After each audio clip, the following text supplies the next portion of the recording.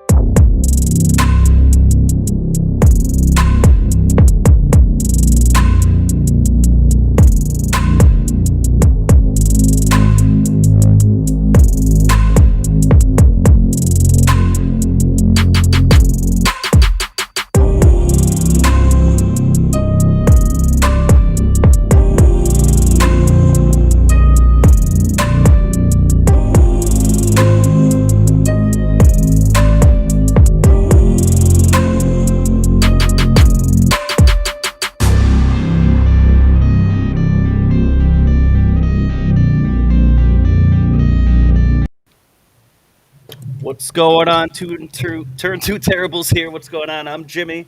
This is Chris. This is Jeremy. We are the Turn Two Terribles. Thank you, everyone, for checking us out. Whether it's your first time or a long-time fan, we appreciate every single one of you. If you don't know who we are, and this is your first time watching, we are the Turn Two Terribles. We are, basically just sprint car fans in Central PA that basically love to hear themselves talk about it. Right. Bunch of race fans, passionate about it. We don't always know everything, but we try. Jeremy, that was well said, Chris. Listen, he's a man of many words. The name derived. This is really Chris and Jimmy's brainchild a little bit, and they wanted to get this going. And I started as a guest and kind of became more of a regular player here, and it's been a ton of fun. And this really derived from we hang out in Turn 2 at Port Royal. When we're there as fans, we were in Turn 2, and it started as Turn 2 Terribles, and raising a little bit of hell, having a whole lot of fun, and getting to run over to Victory Lane and yell at Brett Perrigo about the posse, or yell at the Outlaws that the posse won again, and asking World of Outlaw officials on golf carts if they've seen any of the Outlaws lately, or whatever it is. We have a lot of fun with it, and I didn't have a hand in any of that. Allegedly, this is what I heard. So that's kind of what Turn 2 Terribles derived from. We have a heck of a crew that shows up, and sometimes it's only a couple people, and sometimes there's 20 people. So, we have connections with iRacing a little bit. It's kind of how we all even know each other. This group here turned into real race fans here in Pennsylvania, and directionally, podcast wise, we've done a little bit of this summer was a little NASCAR, some iRacing, some dirt, and what we want to do here at some point was probably split this up a little bit and have some dirt content, and then maybe some NASCAR / iRacing. iRacing may play a part in all of them a little bit, just because we all know each other from that. That's kind of our roots. Yep. But tonight, episode 2 of our interview series, we're gonna have Troy Wagaman Jr. and Jayden Wolf. A lot to talk about, a lot of fun here to hopefully to be had, and hey, subscribe, guys. Follow along with the podcast. Going to be up. Jimmy, button. Talk about what's coming. Where are we going to be streamed? Where can you find all this? Oh, you can check us out on Facebook. You could check us out on Twitch. You could check us out on YouTube, obviously, right now. But then also after, we'll be putting these interviews and these episodes up on Spotify, Apple Podcasts, Amazon Music, Google Podcasts, Stitcher, and Pandora. Anywhere you could find podcasts, we're pretty much going to be on. We're really spreading our wings out here and trying to get it out to every single distributor, basically, that we can. So it wouldn't be possible without you guys listening and checking us out. Please, again, make sure you like and subscribe to follow along. See all the exciting stuff that we have going on in the future. We're very lucky to be able to talk to awesome drivers and crew members around here in PA, where basically it's, sprint cars are king, and we probably have the best drivers and crew, in the world, in this world of sprint car racing. So we're very lucky to be in the position that we are, and we wouldn't be able to be in that position without you guys having an interest as well and checking us out. So please make sure you keep checking us out in the future. Right, and with that, also stay tuned on Instagram, Facebook for the page, and Twitter for updates. We have more guests next week with links to last week with Kyle Keene and Brett Strickler. They were great interviews. Tonight's probably be with Troy and Jayden here. Can be equally as great. Focus on those, especially with the race season. There's going to be a lot of cool pictures coming in, a lot of cool content. So, yeah, follow those and like those too. Absolutely. All right, we're done talking. We're going to bring on our first guest, main reason why people are probably here. We're going to bring on Troy Wagaman. They're not here for us? Jr. Wait. They're not here to talk. I mean, they're not here for us? Maybe we were just trying to help. We're trying to boost Troy up a little bit. We're here because we're fans of guys like Troy Wagaman Jr. Troy, welcome on to the show. Thank you for joining us so much. How you doing? Oh, hanging in there. Thanks for having me on, guys. Absolutely.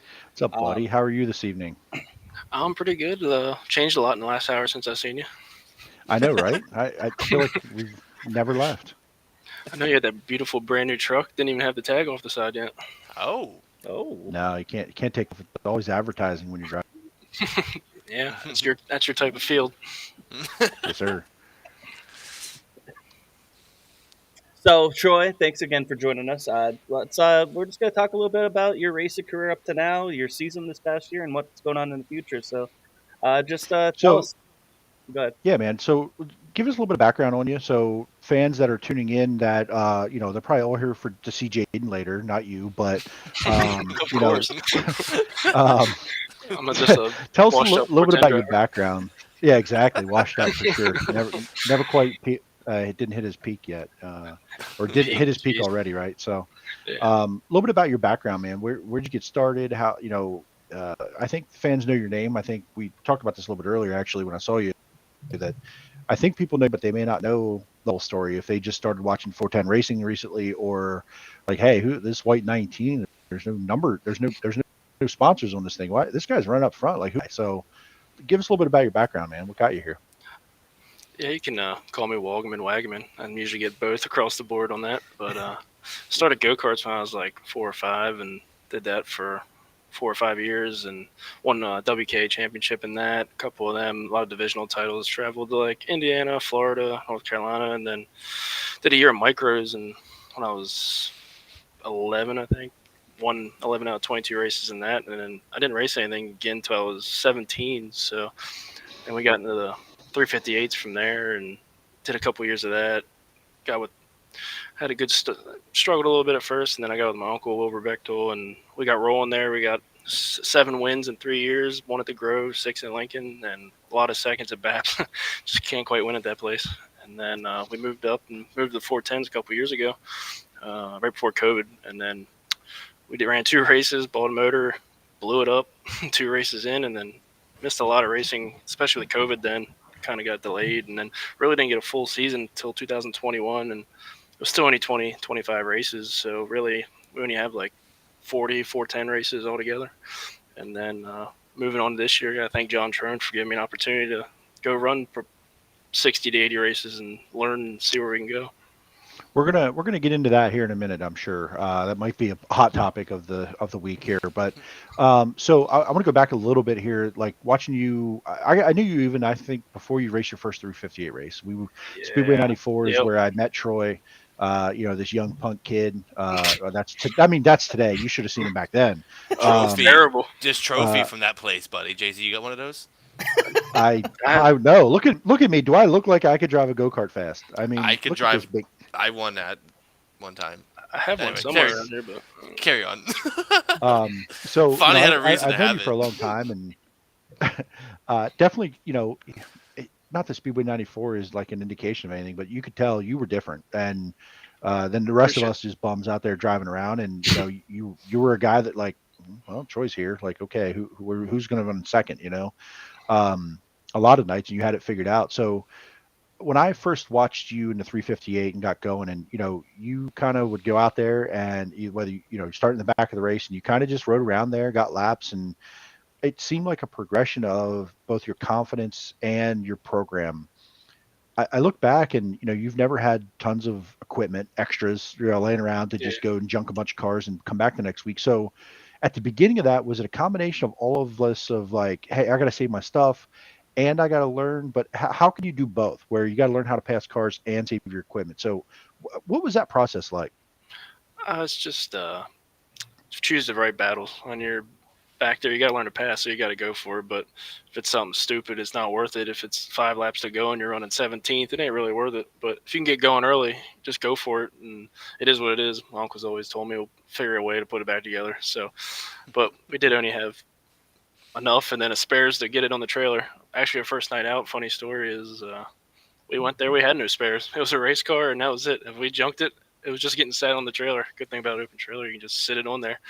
But we didn't have spares then, so it was what it was. But we went first night out, started 4th or 8th in the heat, I forget. We ended up winning the heat, started 8th in the feature, took the lead, and caution came out right as I took the lead, and the left side kick panel caught on fire from the backfire from the header. And all I had to do was step on the gas, it would have went out, but I pulled off.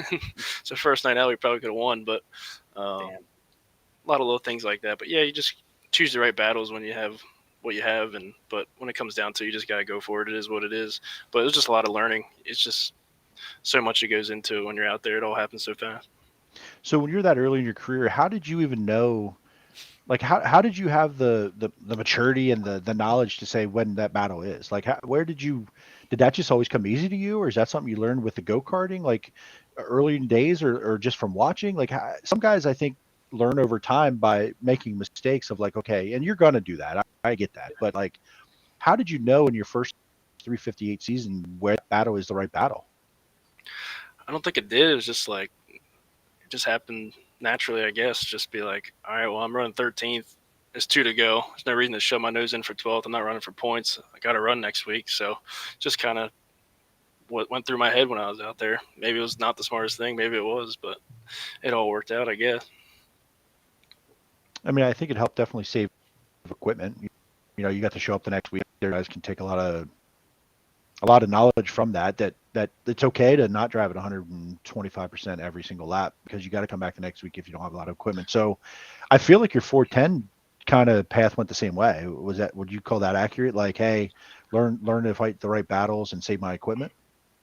Yeah, when like 358s was like different. Like I was so fresh. I haven't run anything in like 6 years. So it was like learning the race in competition again. You didn't have bumpers around your cars like a go-kart or at Speedway 94. So, but 410s was a little different. Like when you're in 358, you could rip the top and you probably have an open lane, or you could run the bottom and just roll around. But in 410s, it's like sharks in the water. Like everyone's everywhere. You miss the bottom, they're blowing your doors off. You roll through the middle, you got cars coming up the inside, outside. So you had to be really careful not to be in the wrong place at the wrong time if you didn't know what you were doing, because it could cause a lot of issues.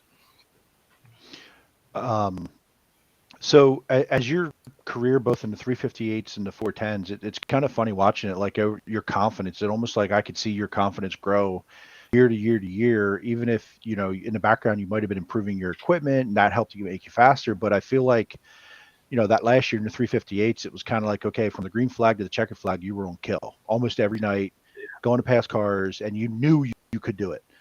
At the beginning, you know, then you go to a 410 and you kind of almost revert back to like, hey, survival, do my thing and learn. And now you're getting to that point again. I mean, is that like a strategy you kind of like said in your head, or you thought about like, hey, I got, you know, this is a 3-year plan of going to win at that point? No, it's just, it clicked. The year before, we really dominated 358s. I won a championship at Lincoln. We didn't win a race. We might have won. No, we didn't win a race that year. It was just consistency. And then following year, that year we ran like 40 races. Like we had 2 motors, and just I could run every Friday, Saturday, and it was just like, all right, this is starting to click. And then that following year was like, all right, we're good. We're good every night. Like I can go from 8th to 1st in a heat race, no problem. And then kind of clicked. Like I said, we blew up that first year in 410s. I only got to run like twice, and then we ran 2 races to start 2020, and then COVID hit. So I was like 4 months no racing, 3 months, whatever it was. And then that was a really big learning year. We learned a lot in the setup stuff. Like we had no idea. Like we didn't have anyone telling us what to do. Me and my uncle Will were figuring it out, and all of a sudden it clicked, and I was able to I don't know how to explain it, but it was like, wow, I can drive a race car again. And then I think it was 2021. I forget 2021. Happened so fast, but this year it was probably we put a new car together. I wrecked the Outlaw show, and we were okay, but we put that new car together, and it was like the latest car we ever built, best stuff on it. And the first race out with it was the Stevie Smith race, and we ran third. The speed week we ran fifth. The second speed week we ran third. It was like, okay, now I'm up front racing with these good guys. It's totally different. Them guys are methodical. Like, you got to race every corner perfect, and learned a lot racing with them. And it was like, okay. And then come around August time, I started 10th, and then I fell back to 14th and drove to the win. So it was just like everything just started to click. Talking a little bit before, you brought up the fact that, you guys were on an open trailer, and you're racing against these guys, the best of the best, that have these huge haulers and everything, and have the spare cars on them and everything. Did it give you a little extra confidence boost going out there and you're running right with them, passing cars, going 8th to 1st in heat races, and you're out here, just running the damn thing, and not obviously running what everybody else was? Yeah, there was that stretch like I was just talking about. We were pretty confident. Like, we had what the car liked, and it's what it liked, and we were rolling pretty good. And I felt like we could go last to first in a heat race, no problem. Like, the week we won, we started dead last in the heat, 8th to 1st, handicapped again, started 10th, came from 10th, dropped back to 14th, and came back to win. It was just like everything was good. But then you go back the next week with the same setup, I didn't even qualify. So it can be a kick in the balls some weeks, and some weeks you feel like a hero. Going from there, and now you're going into the Trone 39 next year. It's probably going to be a little bit different. Is there, and you got to race a little bit last year in that car. What were the biggest differences that you've noticed, maybe right off the bat? I was just motors. Right, he runs Ryder, I run Newman. It's just a different torques, power, range. It just took a minute to get used to. And compared to my car, we had tons of left rear drive, and I wasn't used to that. I mean, there's a lot of little things that went into that, just dialing it in to what I was comfortable with and what Kevin and my uncle could work together to get me more comfortable. But first night out, we went 5th quick, went out dead last, ran good, and then struggled a little bit, and then we got really good there. The last 2 races at Baps and Bridgeport, I was up to 3rd, battling with Danny for 2nd, and then Bridgeport we ended up 8th. Never been there before, so that was a new experience. So just learning all the little things, and then this year being able to move around to different tracks is going to help a lot.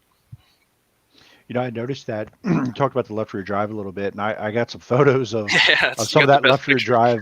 Oh man, Alpha 2 in the bottom of Lincoln there.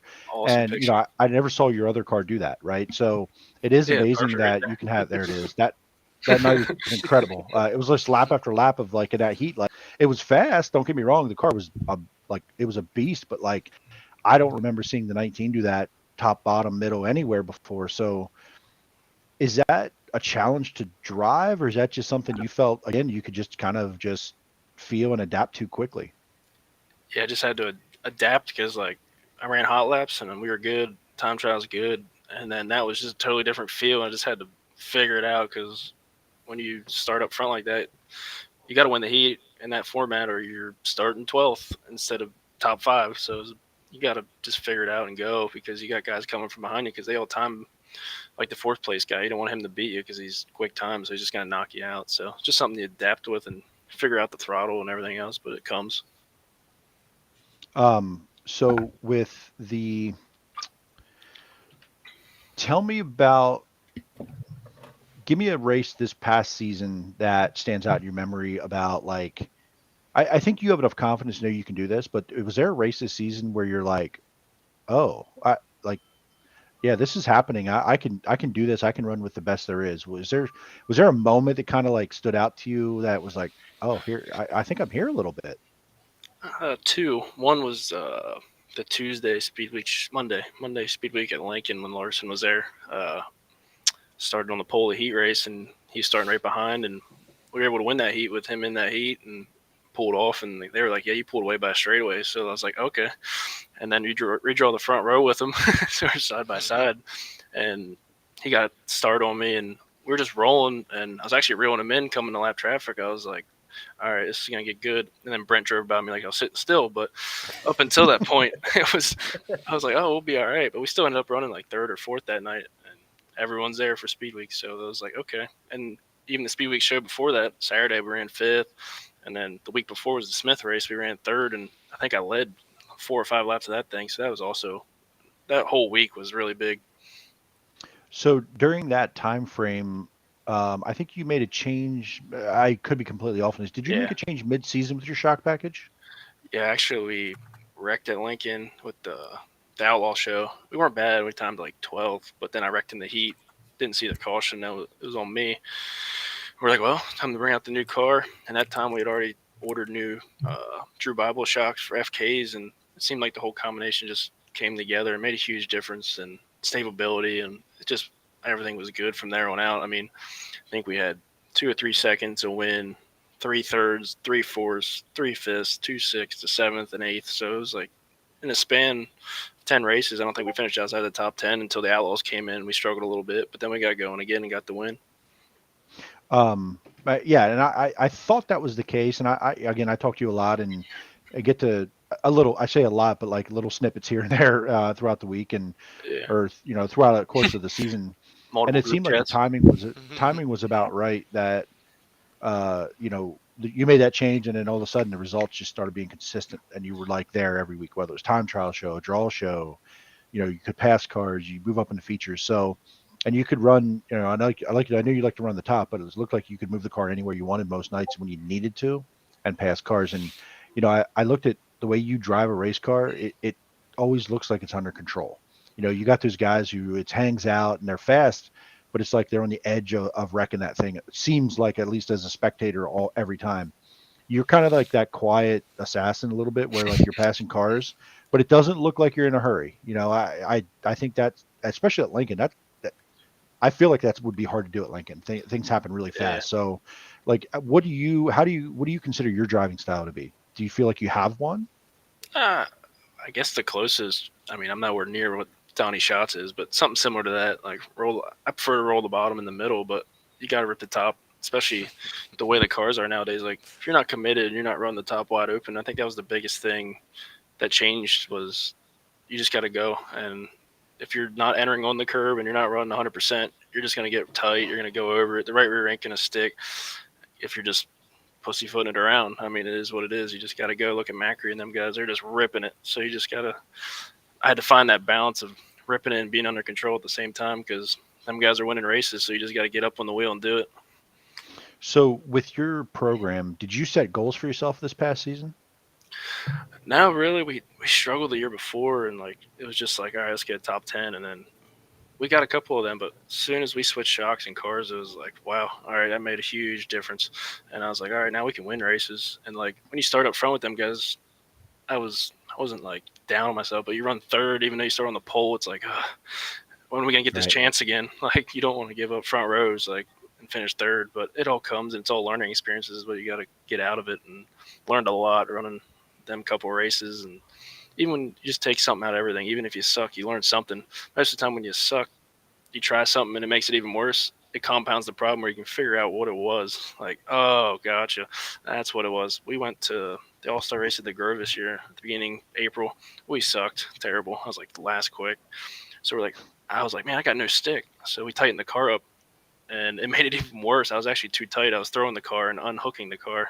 So it was like, oh, now it's making sense. Just little things like that, learning what the car's doing to help dial it in and help my uncle figure it out.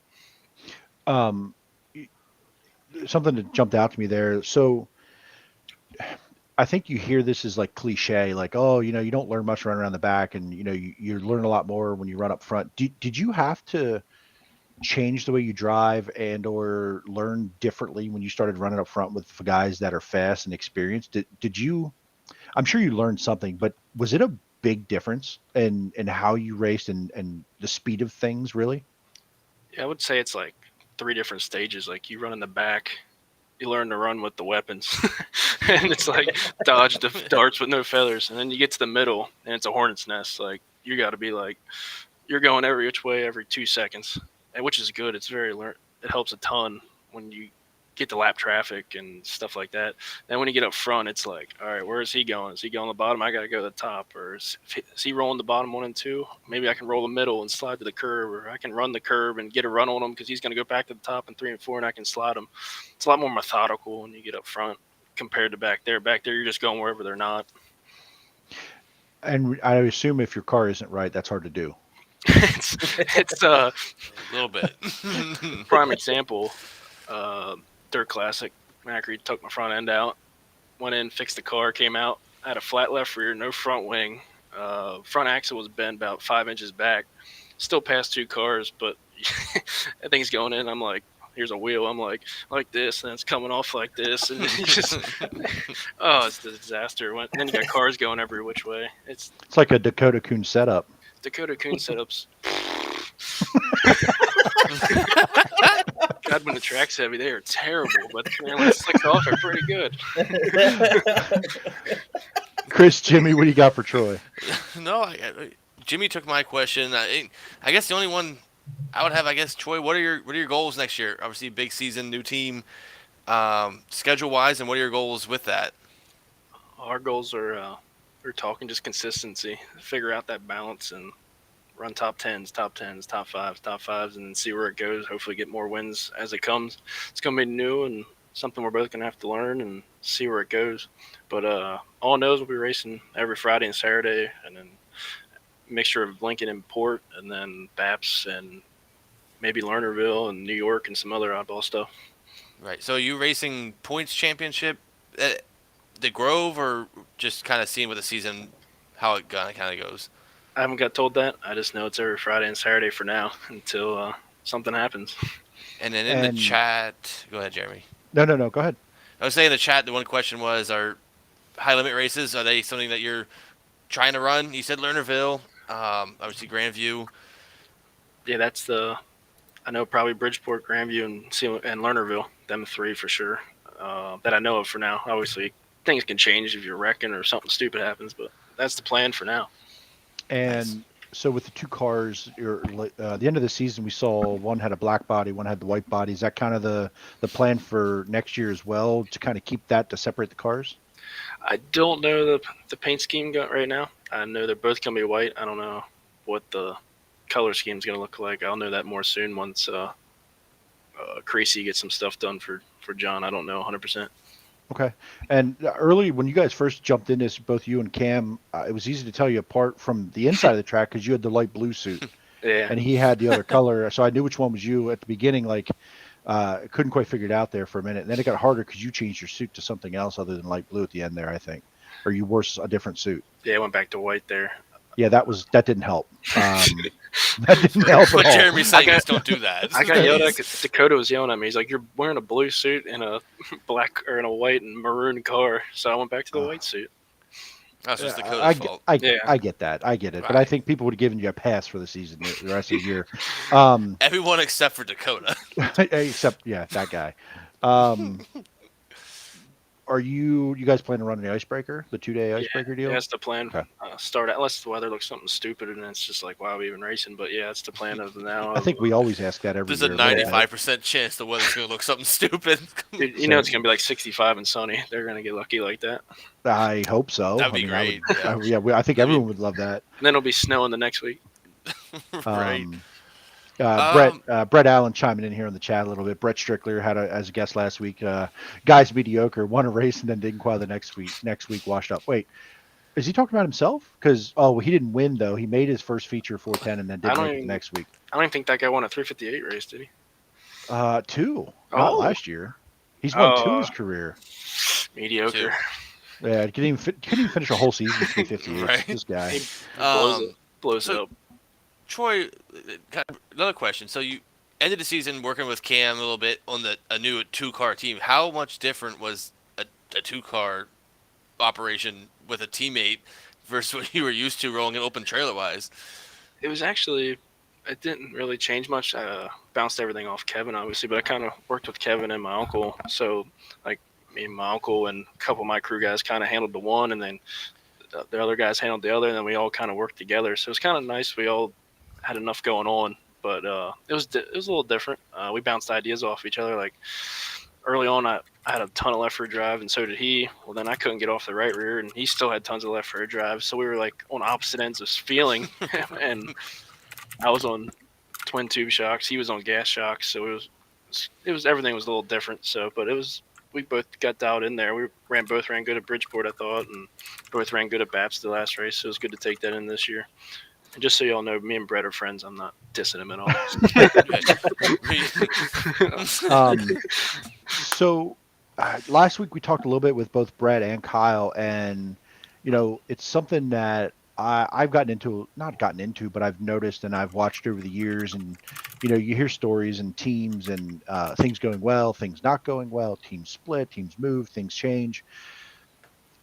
Do you like right now it's fresh, it's new, it's great, but you kind of been with your uncle now for a long time, and you guys communicate well, I think, for the most part. The times I've been around the pit area, other than if something's broken or whatever, don't seem too stressed out or whatever. I'm not there all the time, but this is a pretty big dynamic now, right? You got two drivers, you have the some folks that are already with the 39 team. You're bringing your uncle in.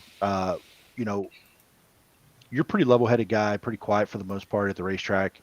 How do you think that'll be managed together? I mean, you and Cam are both young guys, right? You're going to face some adversity through this. This isn't going to, things aren't perfect. That can be challenging sometimes now, let alone with your uncle being kind of a guy who's worked on a car and with the Trone team having some history. How do you see that balancing itself out? I think it's going to work good. Actually, me and my uncle and Kevin worked together on Pete's car, and they go way back. So okay, that kind of, my uncle helped get me in he knew Kevin and everything, and Kevin came over and talked to us after I blew up. We were rolling out of the pits, and he came over and said, "Hey, you guys, we're going through some transition here. Do you want to run National Open?" So I was like, "Yeah, we'll be in contact." And my uncle and him talked that week, and it was actually the week before. We ran Lincoln before, so we got to run that. And but I think it'll go well.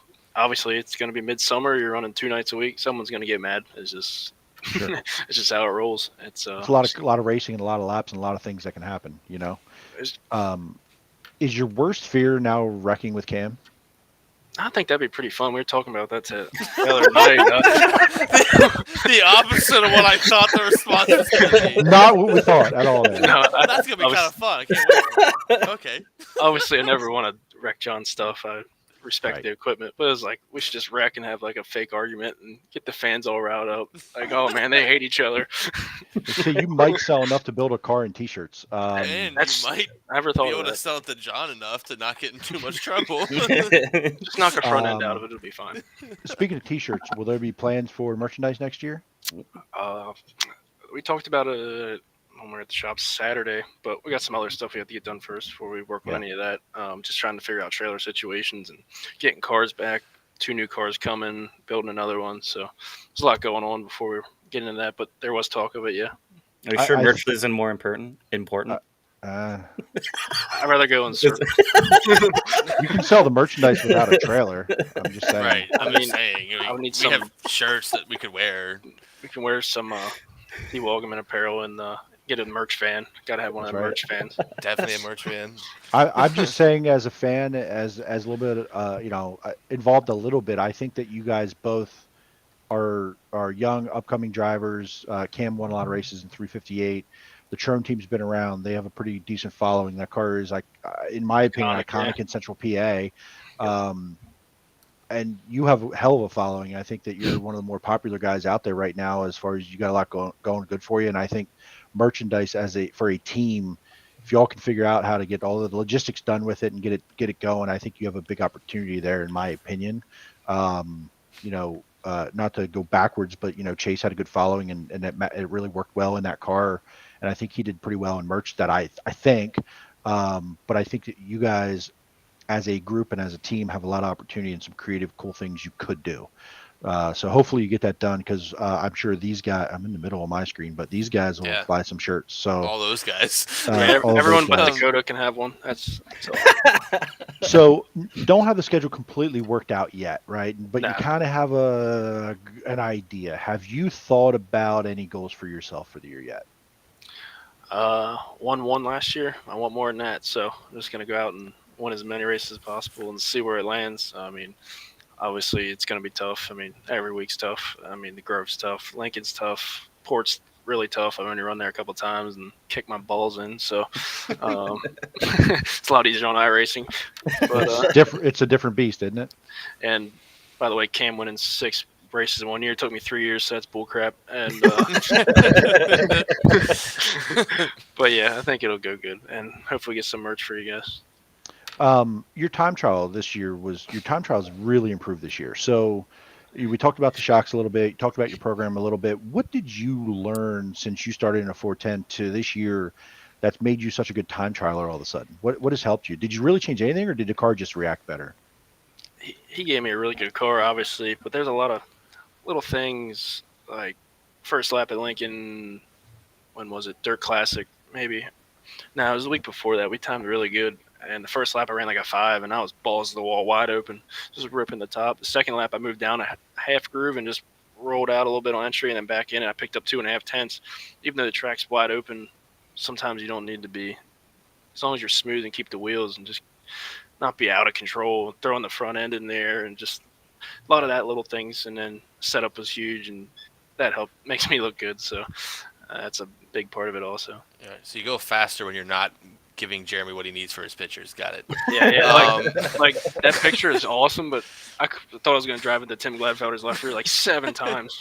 Yeah. Right, I'm like, can't see a thing. We had a weird wing panel on that night, and I couldn't see out my right side anyway, and I couldn't steer, so it was pretty wild. And it was just like, he's out there somewhere.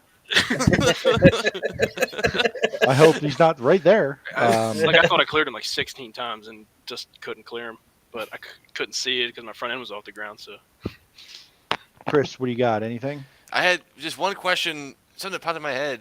Troy, if you had to pick one race to win the rest of your career, what would it be? I don't know, something that interests me.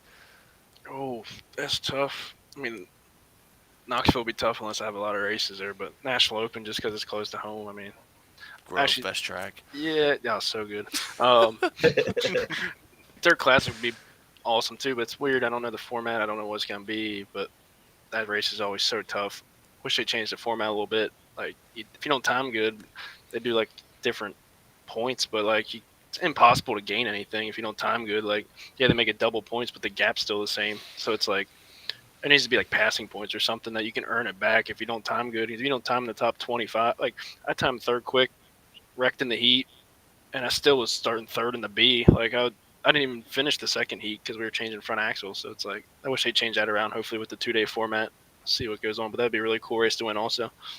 My one question, the final question before we get you out of here, for me anyway, this past season, the night that you passed Freddie and then he dive bombed and destroyed Chris Arnold, if the roles were flipped, how would you handle that situation?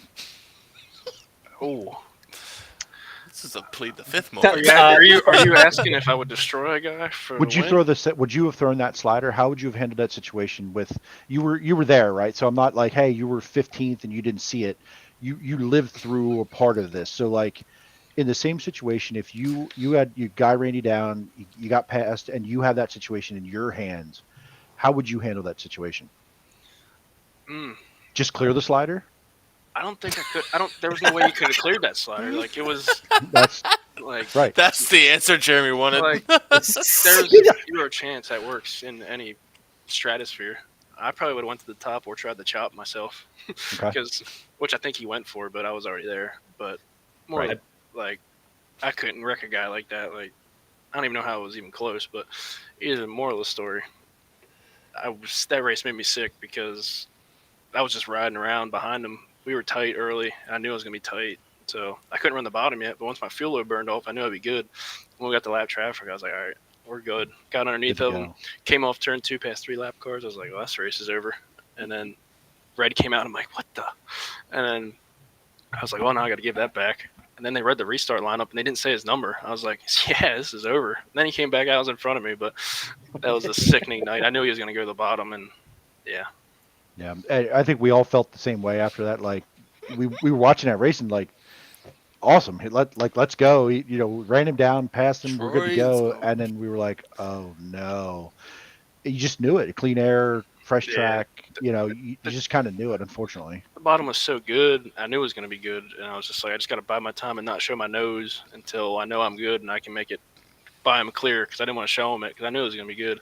But Right. to run the top, you had to run it hard, but the curb was like this big. So like, I tried. I got to his right rear like 3 or 4 times, but it was just so hard to run the curb and how good the bottom was. But clean air was king that night. It was just so heavy. Yeah. Jimmy, what do you got? You I good? don't. Yeah, I'm good. I right. think that topic of conversation was a fire off segment in one of our previous podcasts. Maybe. I think that was Jeremy's fire Maybe. off. He went off for quite a few, maybe about 10 minutes or so. If you check out my TikTok, I made a pretty funny video with that wreck scene. Just give it a look. It's pretty funny. So what's your TikTok? Well, I don't even know. Yeah, we're gonna find it. Come on, Troy. And we're gonna link it up. We're gonna link that up because I want to go see this. With the socials, Troy. Come on, man. Dude, it's TW19. There you go. So before we get you out of here, we want to do this for. We want to know. It's okay. I guess I didn't read the rules here. Mute your phone. Just kidding. You got a new deal coming along. Actually, I want to ask this. So you blew up the motor last year at the end of the year. There, are you still building to put it back together at some point just to have it? What are your plans there? Yeah, we so the Dirt Classic, obviously I got destroyed. So the hot car is brand new, pretty much. You had to put a whole new front axle in it, and still got that. And then our other car is fixed, and it's not together, but we have all the parts for it. And then a new block and a new crank's like $11,000, and that's just the 2 basic pieces. So we got them on order, and then we'll go from there and see what money we can save, and obviously build it back up. We can either sell it, or if I need it in the future for some dumb reason, we have it. So it's just we broke a main cap in the block, and it cracked it right down the center and sent the crank out the front. So it's good. I was sick that night watching it. It was during time trials, beginning of the night, and it just like shut off and came in, and I happened to be in the pits when you came in, man. I felt sick knowing, because you all knew when you opened it up what you're probably going to find. I knew right away. It was like, I just was hoping it wasn't as bad as what it was. So. And it was. So we'll get you out of here, man. I appreciate your time. We almost held you up for an hour. We could do this. I love this stuff, so I appreciate you coming on. Who do you have to thank, man? Like you spent a lot of time. There's not been a lot of sponsors on that white 19. I think we all secretly, not even secretly, we've all talked about it. Like, we wanted you to get an opportunity. I don't know if there's anybody out there that said Troy isn't ready for an opportunity, but we also said, man, he's got such a good deal going with his own team that we would love to be able to see him get the funding to support your own team and keep that rolling. But this is working out great. So who do you have to thank to get that got you here and moving forward? I gotta thank my uncle, Will Bechtel. He told me everything I know to work on him, because we're working on it. Every night I go to the shop every night that they're there, and taught me everything to help propel me and give me a good car. And then all my sponsors this year, Pat Brenneman, Nick's Garage, all them guys helped out this year on that car. Obviously, it's all white, so it wasn't many, but I appreciate everyone that did help. All of my family, Aaron, Greg, my grandma, all of them helped out. It's a lot that goes into it. And I got to thank John Trone for giving me an opportunity this year, and Kevin Fry and Barry and Tom, everyone on that crew, and Cam and my uncle for coming along to help out. It's going to be good. Happy birthday, Aaron Stahl, by the way. So it's his birthday today. Big Aaron, A. Happy birthday, Aaron. If you're listening. I think he's at dinner. Will Battlefield Vodka be on the car next year? Yeah, I think I'm got to learn everything on that end of the deal. I got to thank all them. Any sponsor helps on that car, but I'll learn that going forward. Got a little bit of time. So I believe that is that the place that has a little stand at Lincoln? They have a stand outside turn 2. I think so. Don't. Yeah, I'm pretty sure it is, because I've had the slushies, like when I'm you're wandering drunk that around night, the track. right? Well, I never drunk with a pit pass, my guy. Never. It wouldn't do that. So, but I have had a few of the slushies when it's been, it was hot at the track, wandered around the pits, coming back around and grab a slushie on the way back to the infield. Buddy, those things are top notch. So I think you were talking about it in the group chat the other night how good they are. I was, yeah, absolutely was, because I think Dakota was talking about it. Can confirm Jeremy's always in the infield in turn 3 and 4. This is turn 2. Come on. Turn Yeah, 2. well, it's Turn only at 2, Port. Port Royal. Everywhere else is turn 3 and 4. So we have a crisis. It's fine. It is. It's an internal struggle. Yeah. I was gonna say, and then in Williams Grove, we're always on the backstretch. Yes, I've At been the have it entry of 3. not quite 3. Not Not quite quite. 3, Not quite. but So like like that- almost. You got the same spot. I could see your foot marks when I was down there where you stand every week. 100%. Troy, appreciate you having us, joining us, I should say. Appreciate you joining us, man. We're kind of up and coming here, and we want to get you guys on that, bring the fan base with you to our podcast and learn about us a little bit, and so hopefully some new fans that don't know you guys and come out and buy some merch, come out and watch a sprint car race if they've never been to one, and catch you at all the local tracks this year, man. I'm so excited for you, dude. Looking forward to seeing you out there, and hopefully we'll see you at the Icebreaker. Yeah, thanks for having me on, guys. Hope to have me on again if you guys are bored and need someone Oh. boring like me. I'll be on. We'll And, have you on because Absolutely, my guy. You said you're racing Williams Grove, and I'm there every week. So boom. Come on down. We'll do some Ryan live Smith interviews. Ryan Smith and I be down there with you every night. If any of The you have real Ryan Smith? if any of you guys got iRacing Wednesday night, Flat Out Sim Series, Dakota just told me there in you the go. chat to make sure you run. I have my own Flat league Out with Sim Dakota, so 7:30, Lincoln 410s. Come have fun. Oh. Hey, let's go. Hey. Hey, thanks Thank so you, much Troy. for joining us, Troy. Good luck next year. Excited to see what you're gonna do, and good luck. Thank you, man. And have a Appreciate happy you guys. holidays. You too. Yes, We'll that see too, you on man. I guess that's iRacing coming up. See you, buddy. Take care. later. All right. Thank you, Troy, for joining us. That was an awesome conversation. We're going to take about a 2-minute break here, and we'll be right back with 358 driver Jayden Wolf.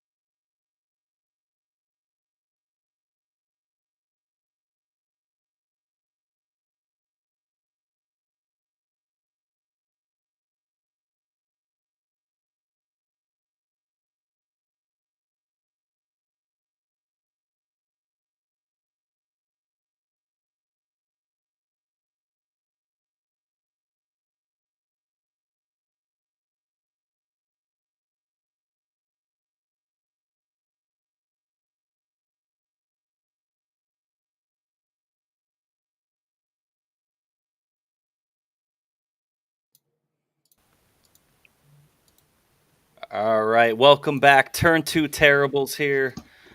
We are back, and we have another driver joining us. Again, I want to thank Troy Wagaman Jr. for joining us.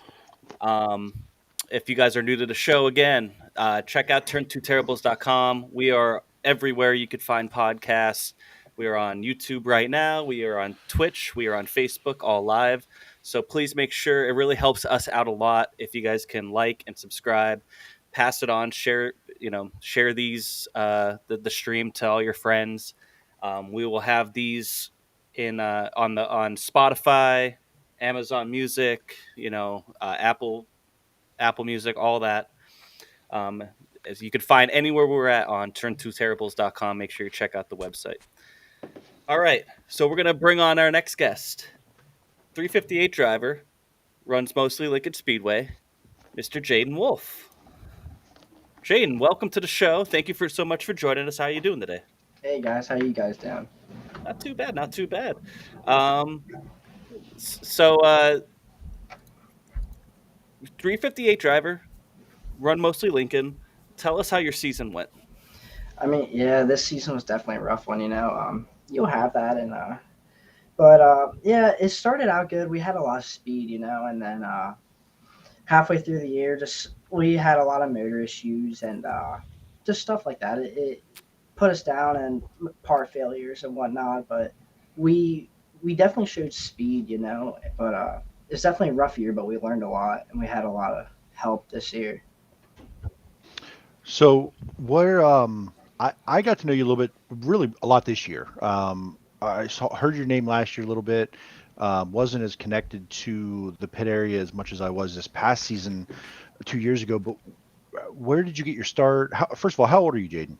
I just turned 17. Just turned 17. And when did you get your start in racing? I was about 7 years old. All my life I've been to racetracks, and I started at 7 years old at Hunterstown. My dad bought me a quarter midget. I've always wanted to race, or at least I've said that when I was younger. I started out quarter midgets at Hunterstown Speedway, and we stuck with it and ran quarter midgets for about 8 years and was very successful in those, winning 2 national championships, and then moved on to micros and ran about 2.5 years, and then it got me here in the sprint car. So the first year in a sprint car, how did your first year go in 358? It went way better than I expected. It was rough at first. I was transitioning from the 600 to the sprint car, and there was a lot more than I expected. I mean, I shouldn't say that. Like, I knew there's going to be a lot of differences from going from a 600 to a sprint car. But, went out strong.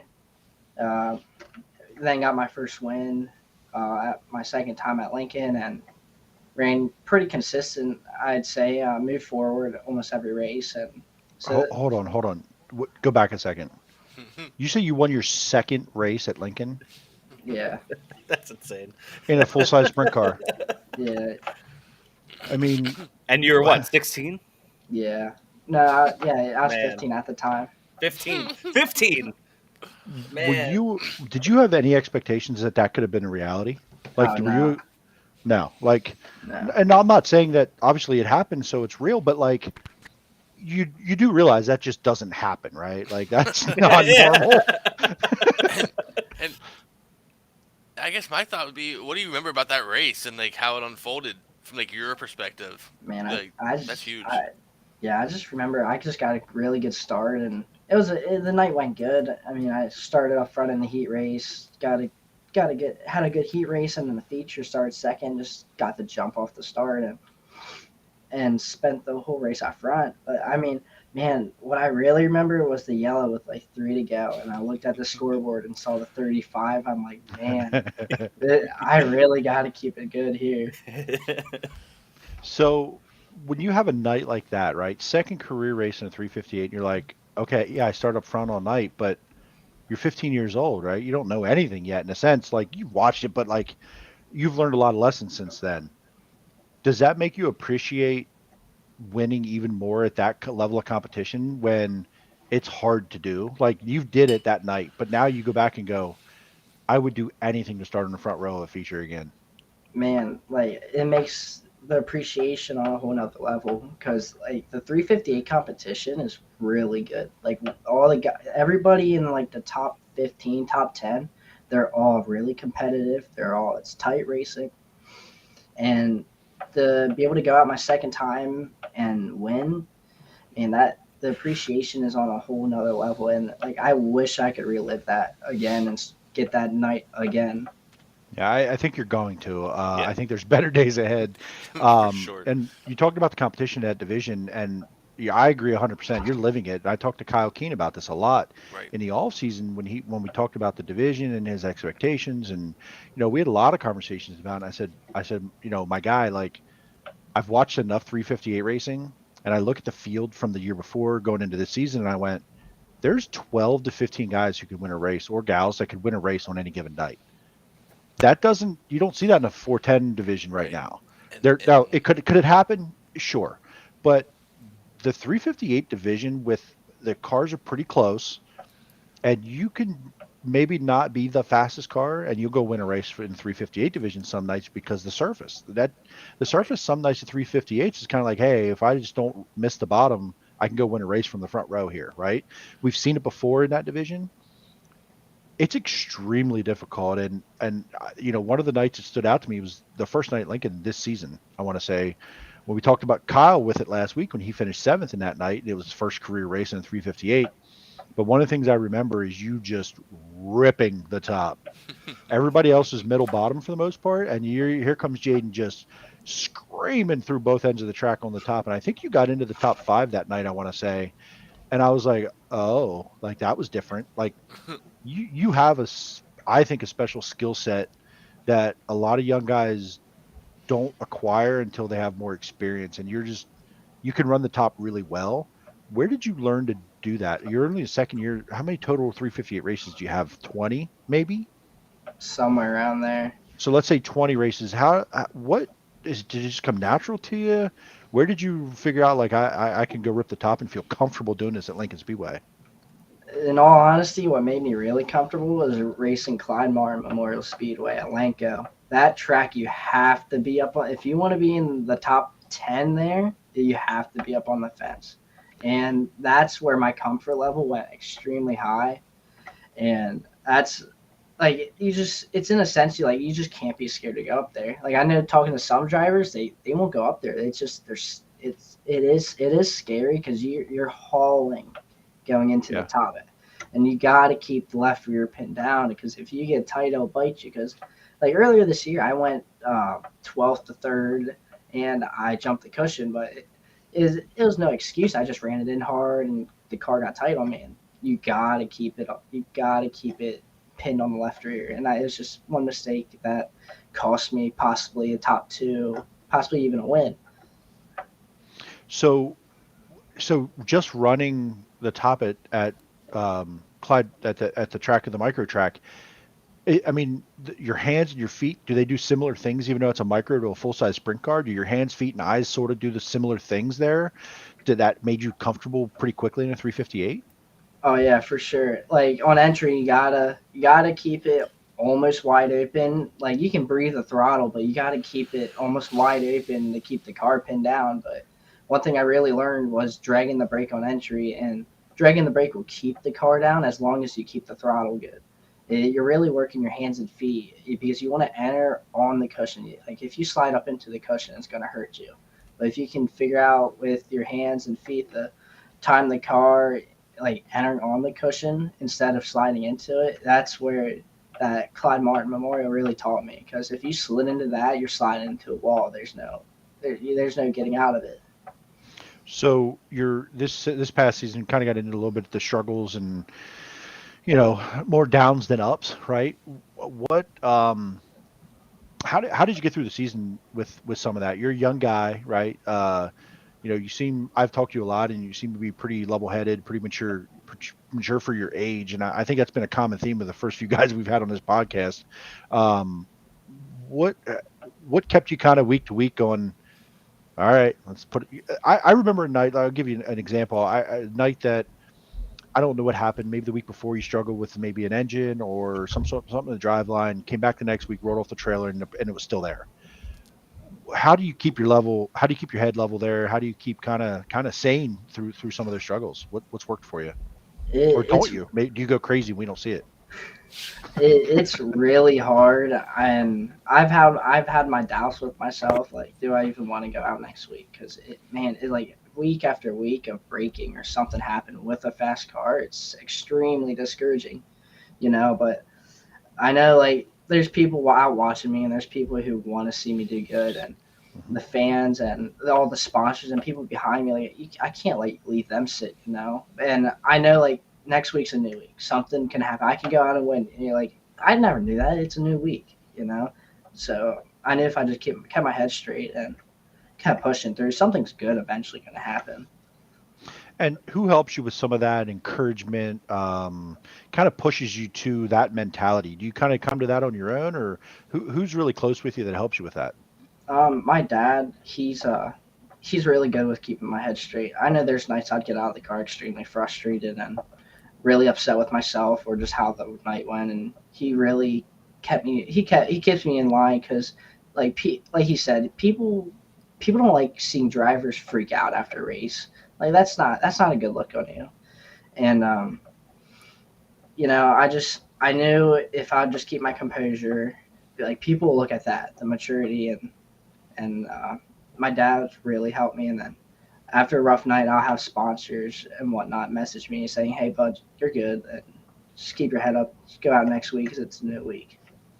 Yeah, I love that, and I think in the infield one night maybe at Lincoln I ran into you at the concession stand. I think I was getting Fat Boy food, and I think your dad was with you and kind of talked about like, hey, he's not going to ever try to slow you down. Like if you have a car, it's on the racetrack, he wants you to go, and we'll figure it out from there, right? So you know, one of the things that stood out to me a lot, and anytime I've ever walked by your car, you seem to have a pretty good crew and crowd with you to help you and support you. And you know, I know there's other random connections, acquaintances that I know that know you and speak very, very highly of you and your family and support you pretty heavily.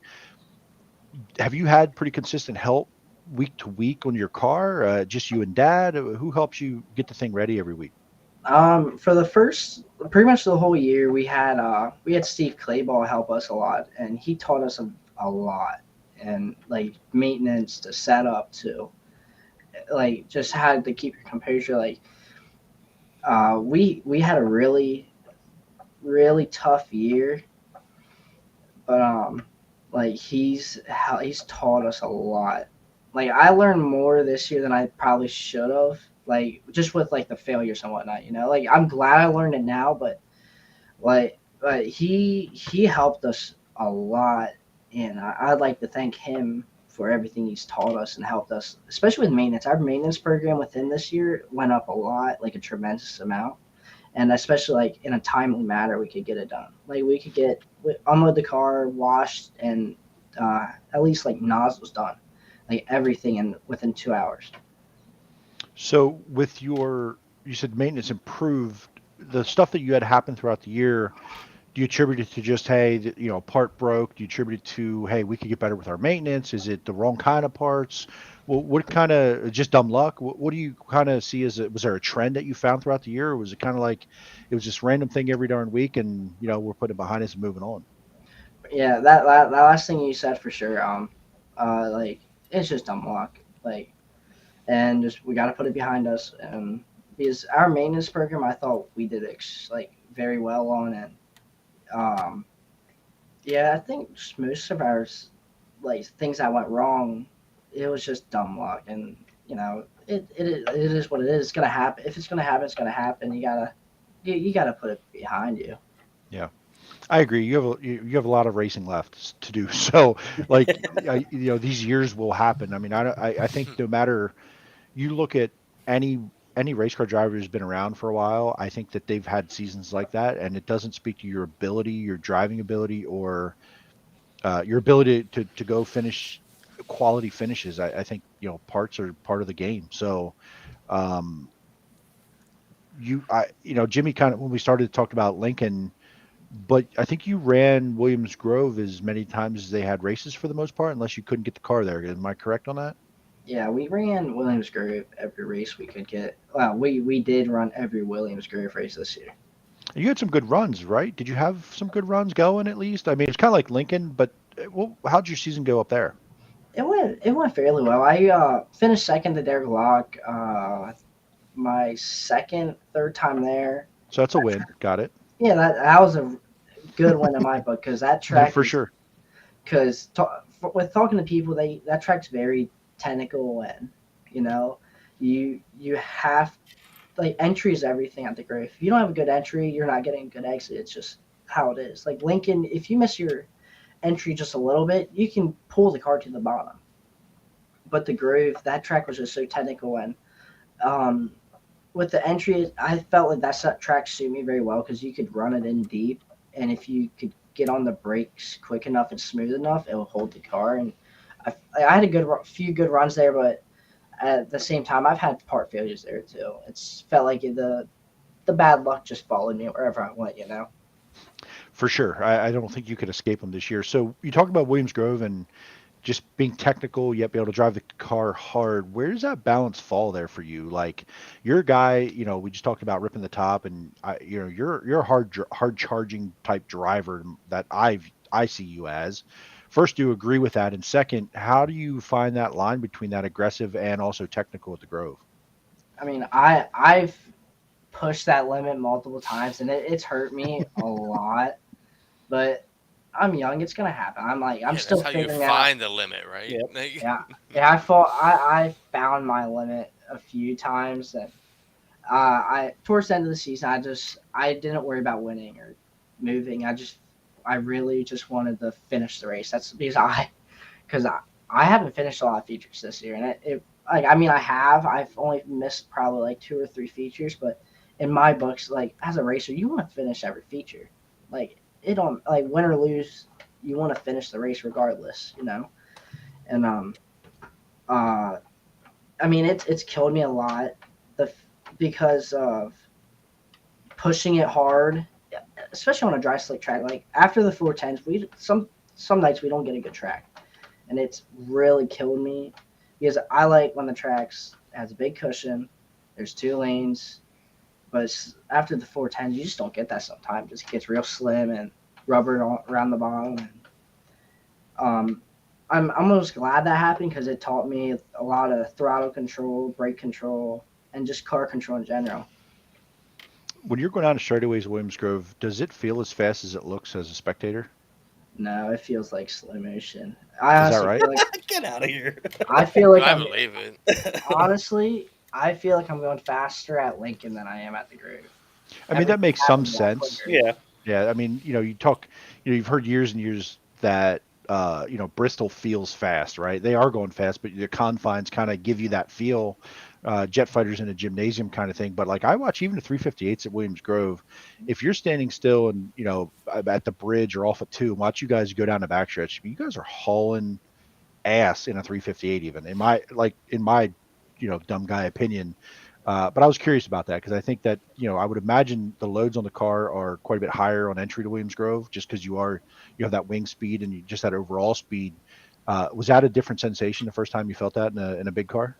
Oh yeah, like the 600s, we didn't have a lot of load on the wings and whatnot, but the sprint car on entry, man, that the wing's huge. It puts a lot of pressure on that car, and we're running a lot higher speeds, so that downforce is crazy on entry, especially at the Grove.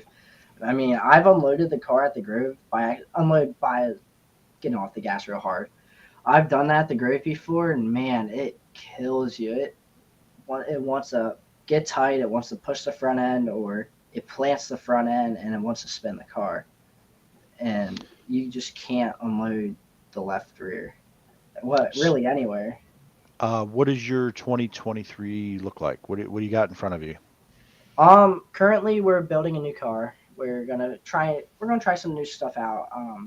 Because my car last year, it ran really good, but new year, we're gonna try stuff new, and we plan on running every Lincoln race, every Grove race.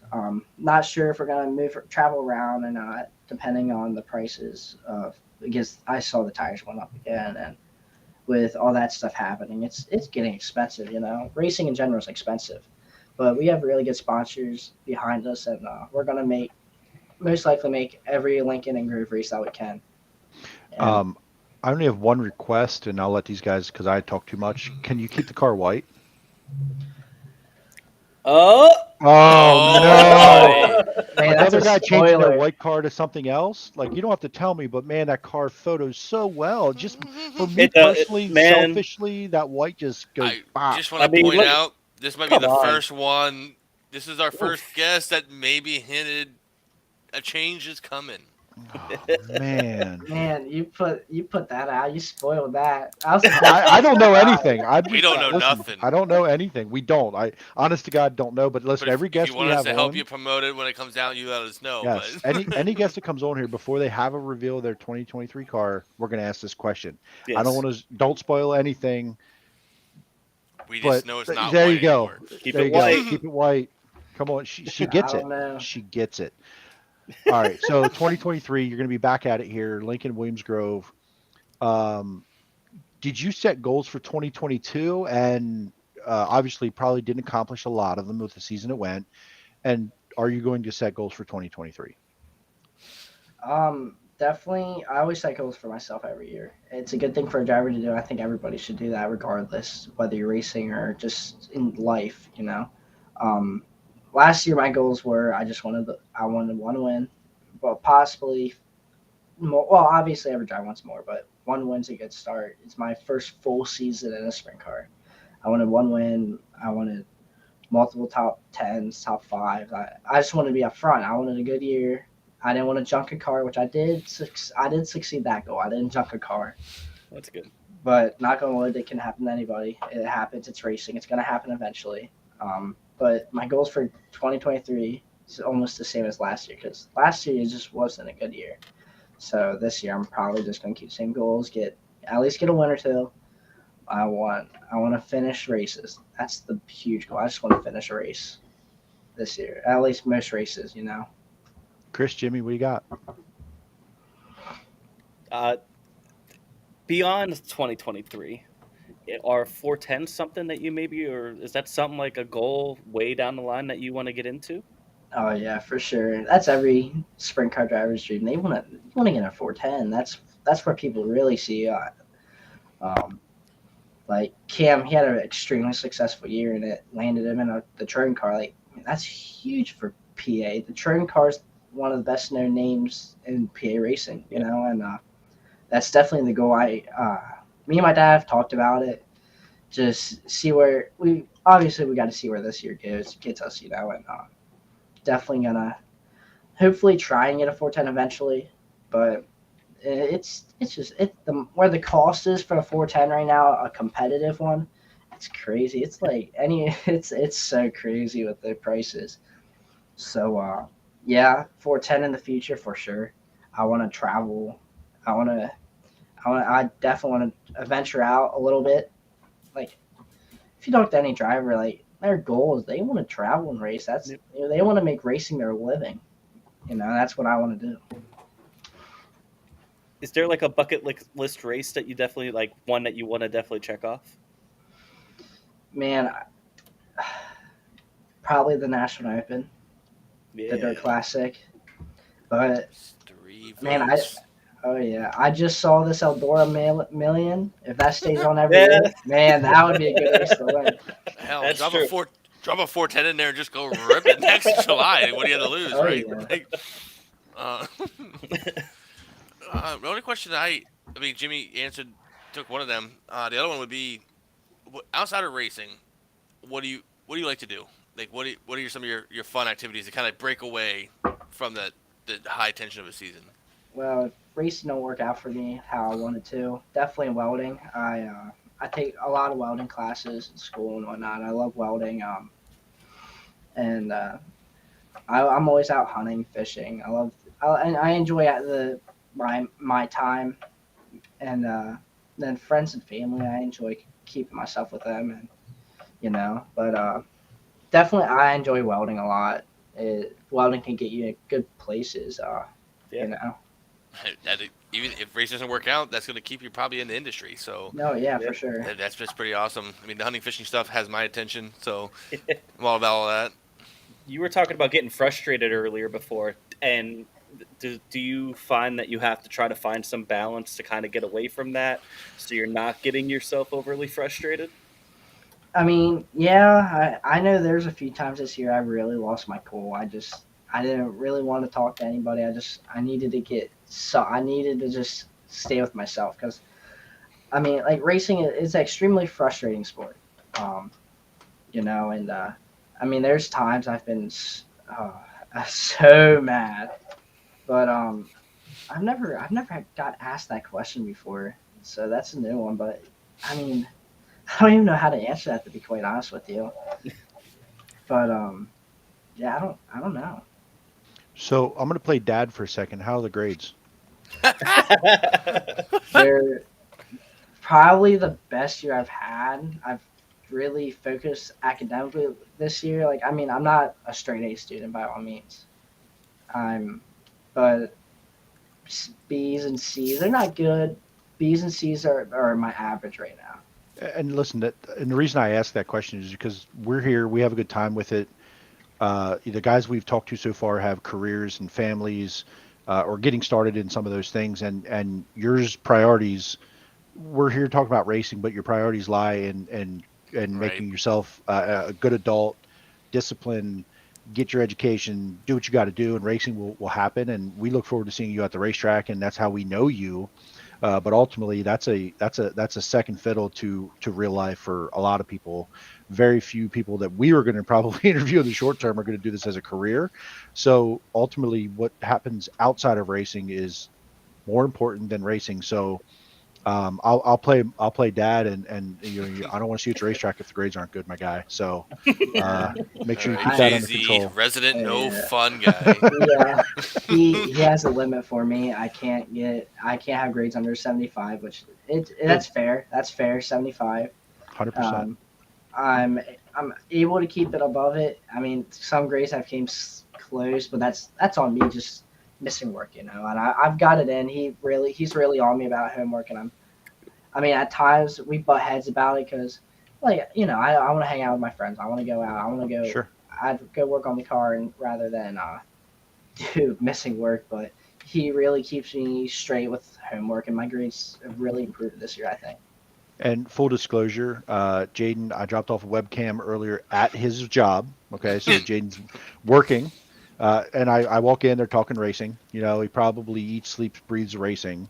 But in between, you've got to get school work and keep that up. And, I think you have a pretty good head on your shoulders, and a little bit I've gotten to know you, and I've only ever heard good things about you. And, great family. They have your back, and they support you and seem to have you on a good path. So we look forward to seeing more of you here in 2023.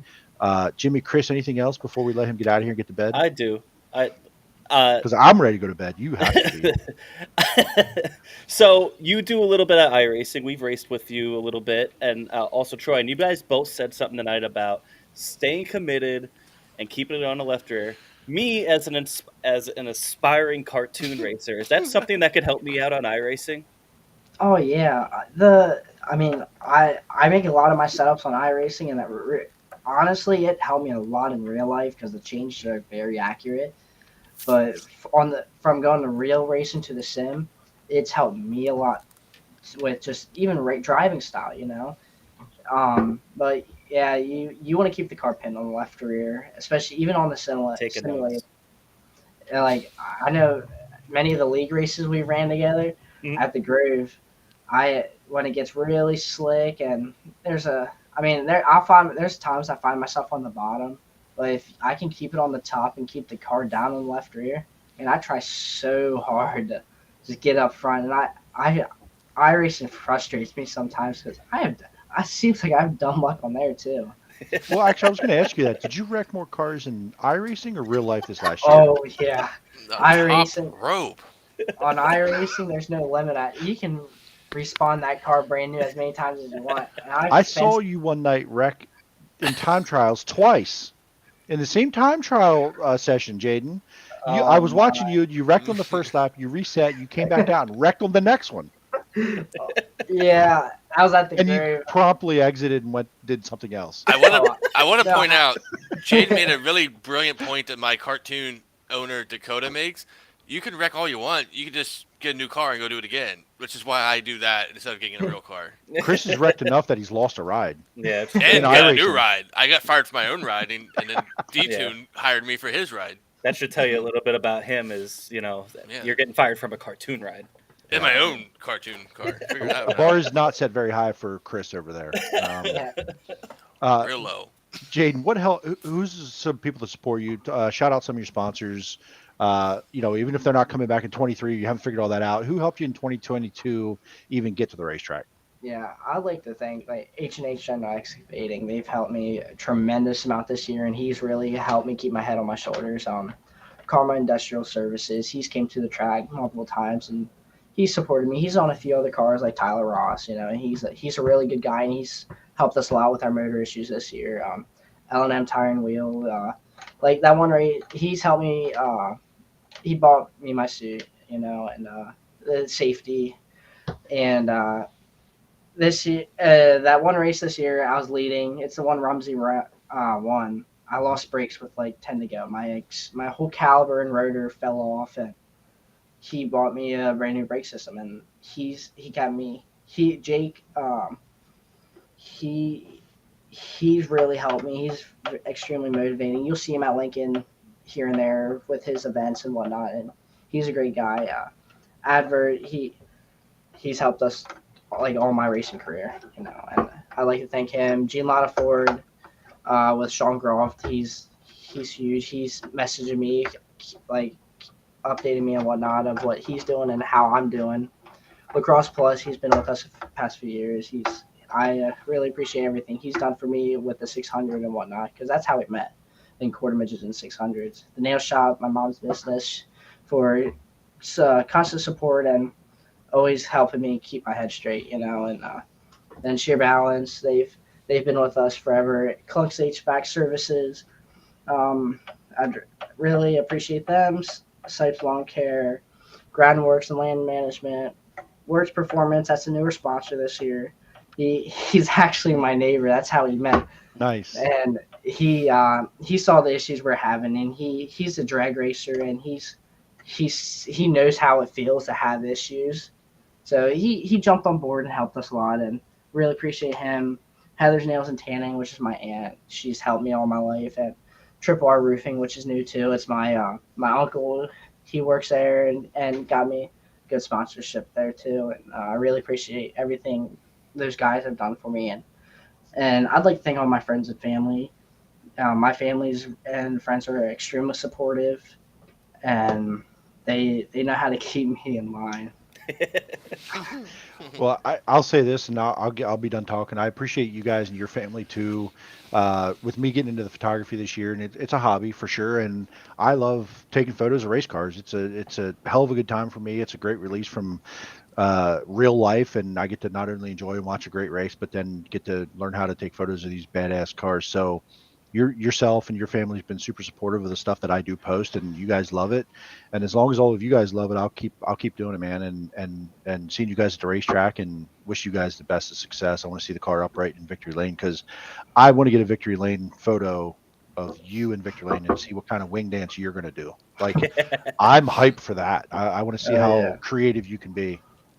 Yeah, I forgot one sponsor actually. They came on this year too. It was Color Wheel Flooring of America. Brent Keach. He helped me a lot this year.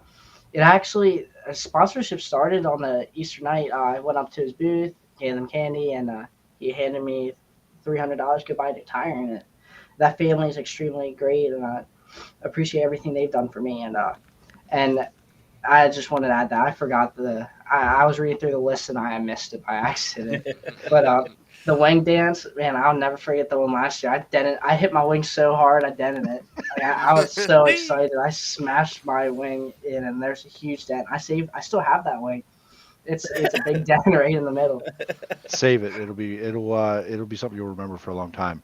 Jimmy, Chris, anything to finish up with Jayden? No, the last thing I had before we close out, Jayden, do you have any merch, website, merch sales, anything like that going on? Oh yeah, we have 3 different shirts out actually, and a few sweatshirts yet. We have a standard, and then which is just a standard black or gray, sorry, and then a gray and black with a card on it, and You can get them from contacting us on Facebook at Wolf Racing, or at the track. We always have my mom's always out sitting with the shirts, or one of my aunts, and you can get them there. Awesome. Perfect. I'll share that out when we do the social stuff when we get this all broken down. So that's all I had. Thank you, I appreciate it. We appreciate you coming on, spending some time with us in your busy schedule, man. What you're doing to balance everything. I can't even do that as an adult, so I definitely tip my cap to you. And I really am excited to see what the future brings for you, and we'll definitely be keeping an eye on you. Thank you, I appreciate it. I've had a lot of fun on here. I'd love to get on here again. This was a lot of fun. Absolutely. We want to have everybody back as this grows and as your career goes. We've been talking about it. Like, ideally, we'd love to have shows on a Monday if we do these shows, and have if you want on Saturday night and you have time on a Monday evening, let's talk about the race, man. Let's get you back on here. So I'd love to see you like 8 times next year. Not at the expense of any of my other friends or anything, but still, like, the better you do, the better it'll all be, man. So we're looking forward to. We'll have you back again, my guy. We'll do double shows if we have to get everyone back. That's fine. That would be fun. Talking with another driver, that would be awesome. Yeah, I could do that. Do like a little round table. Oh yeah, there we go. Talk about the race, and hopefully it's not a wreck. Like, was it you and Justin Foster last year? Yeah, once? Man, I felt so bad for that. I've had so many people bust my balls about that. I wasn't gonna bring it up, but I had to. But you did. I'll put you guys together. Oh yeah, that would be awesome. Like, we're good now. I mean, that night it got. There were some things said. Nobody was happy. There's nobody happy. I was excited. I was like, man, I'm on him. This is gonna be close. It's like 5 to go. I got to do something. And I had a really good run coming out of 4. I'm like, oh, I'm gonna shoot the gap. I think it's there. And he came down more than I anticipated. And I really locked it up and just barely nudged him. I was like, man, this ain't gonna be good back in the pit area. We might have to talk about that in a couple weeks, because we're gonna have Justin on. So we might he's in the lineup somewhere. We might have to talk about that one. Yeah, I'm really glad that we're good now, because I know that like most drivers, if that happened, especially for the win, like they'll never acknowledge you again. They'll bash you and whatnot. And I'm very fortunate. He's extremely mature, and the family's really good and taught him right. Like, and we talk here and there, and I'm glad how that played out. I'm not I still bust myself up for how that night ended, because it could have been a really good night for both of us. It could have been a really good race, but it happened. There's nothing you can do to change it now, And but I'm really glad at how that played out now. For sure, and I think in those situations, you're a young guy. He has some experience, but not tons of it. I think in those moments that you guys are going to race together and against each other probably for a long time, it's probably good that you just go, hey, no ill intent, nothing on purpose, not here to do that, because you can wreck and this is real life stuff. There's money involved. No one wants to go do that at the 358 level and tear up a bunch of stuff and spend money. So to be able to have the maturity for either party, whoever's on the winning or losing end of it, to be able to just move forward, because you're gonna have to race each other a lot probably in the next bunch of years. We're gonna be racing for multiple years from here on out, and man, I still feel bad about that night, because it was a good run on both of our parts. But like I said, it happened, and nothing we can do about it now. For sure. Jayden, thank you. We'll get you out of here, man. We look forward to talking with you in the future, hopefully, and good luck to you in 2023. Yep. Thank you, guys. Have a good night. Thanks, buddy. You too, man. Take care. See you guys. Well, that was fun, boys. That's a good kid right there. I enjoyed that. That was fun. It was kind of cool to see. Like I said, I brought up that the iRacing thing. They both kind of said the same thing, which I thought was interesting, and it's cool to get inside the minds of some of these drivers. No matter 358, 410, whatever, how much experience they have, it's really cool to learn some of these things. So I agree completely, and two guys at early stages of their career, but what Troy went through is what Jayden's going through a little bit. That learning and full size car, having some early success. And I think Jayden has a super bright future ahead of him. He's pretty mature for his age. He's got a good family, good support system. And, he starts finishing races. You're going to see him win a lot of races.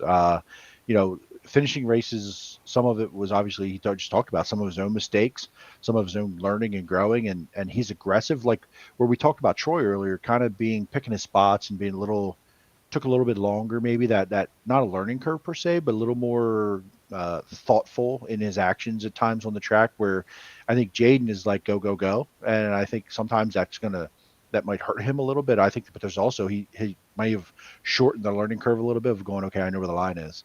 And I knew it from the start. So, there's a lot of ways to climb the mountain to winning races in Central PA, but they both have the talent, clearly. Yes. Just Jayden, it's just sort of putting it all together, gaining that experience, and just getting me able to show up every week with a race car. And like you said, he didn't junk one. He may have had some things, but he didn't junk one. So he could at least come back and go, okay, I can put a car on the track this week. So looking forward to seeing, both of them. And you can see where, if Jayden continues to do what he does, you can see kind of Troy's path and where he's at. It's like this cycle of that next guy with their opportunities with talent. And, I think that looking at last week, looking at Kyle Keene and Brett Strickler, I think the future's, just as bright for both of those guys. They're going to be successful. I know it. And Kyle has to gain some experience still. But he's a super smart, educated, talented guy. And Brett has had that experience, and he drives hard, and he takes care of his stuff too. So pretty neat to see the similarities yet differences in all four of these guys that we've talked to the first 2 weeks. Yeah. I definitely think both of these guys tonight are definitely two guys that we're going to be talking a lot about in 2023. I'm excited to see what happens with them. Chris, you got any thoughts before we get out of here? No. I agree with Jeremy. I think it was interesting how connected the first four guests have been and how similar, once you get to talk to them, how their paths have been. And I think it's going to be a big year for at least those four. I know we have some more guests coming, but those first four, I think we're going to definitely have them on here again. I think they're going to have big years. Anything you want to fire off about, Chris? Are you upset tonight? How you feeling? No, I'm feeling good. I got my Derek Locke shirt on. You got his Jordan Givler shirt on. And Jeremy, love your ATV. There you go. ATV shout out. I think that's a dirt. Shout out. All Rich, them guys. Rich Watts. Rich is a great guy. I like working with him. And thank you all for tuning in. Wherever you're tuning in from, you're listening to this afterward.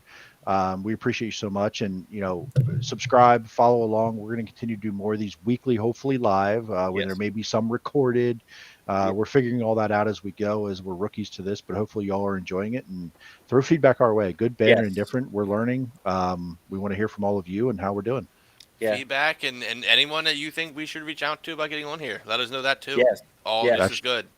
Yeah, check us out, turn2therables.com for all of our socials. And everywhere you could find us on for the podcast at. We're going to be splitting this up. We'll be putting both interviews up on every one of our platforms. So keep an eye out for that this week, as well as what we're going to have for next week. I'm not going to spoil anything right now, but we will let you know. Don't say it. No. Don't say nothing, but I will say also follow Jay-Z Photography. Absolutely. Right there. My sponsor for my car that I wreck a lot. But all the good content on his website, on Facebook and Twitter and Instagram. Good stuff. Thanks, guys. Yeah, thank you, guys. We are out. Tonight's second place finisher. Plenty of fans here, Brett, and a solid second place finish. Yeah, I got to shout out the Turn 2 Terror Boys over there. They're all a bunch of good guys to hang out with, talk to. I really like them.